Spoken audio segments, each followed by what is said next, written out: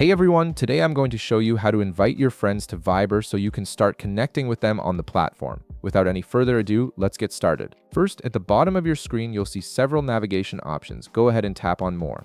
This will open up additional settings and features that aren't immediately visible on the main screen. It's where Viber keeps many of its useful tools and options for managing your account and connections.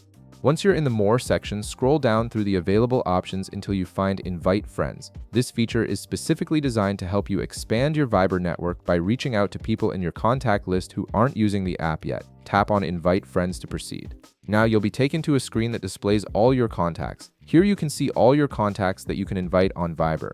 The app automatically scans your phone's contact list and shows you which people aren't currently using Viber. This makes it incredibly easy to identify who you might want to invite without having to manually search through everyone. Browse through the list and tap the one or multiple contacts you'd like to invite.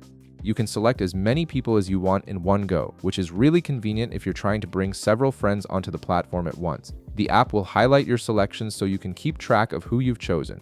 After you've selected all the contacts you want to invite, tap Invite to Viber. This action triggers the invitation process and prepares the message that will be sent to your selected contacts. At this point, a message app will appear with a link of Viber and invitation already composed for you.